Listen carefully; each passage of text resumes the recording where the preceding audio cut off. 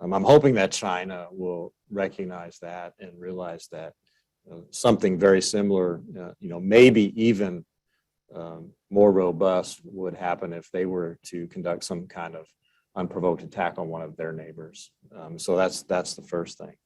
The next lesson that I believe is how the NATO has come together like nobody else. And one of the talking points that makes me chuckle sometimes is how China accuses us of trying to put together a Pacific-like NATO organization, and we're actually not doing that.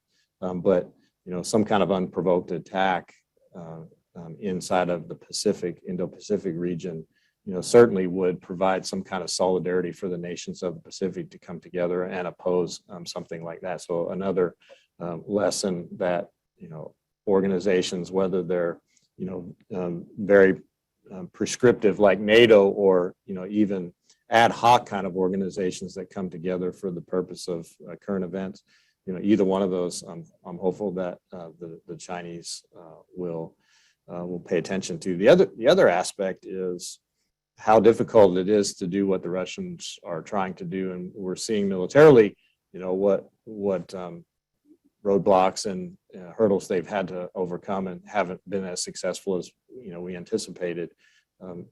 What China would have to do and some of theirs with the terrain that they have to contend with around where their neighbors are at is something else that they should consider. Is that it's very difficult to conduct an invasion and to achieve the military objectives, and perhaps they might not be ready to do what they would want to do, and the immense cost that Russia is incurring to do this, from national treasure, from the lives that they have used up. They've killed so many of their own people as well as those in Ukraine, and I'm hopeful that China will pay attention to that as well.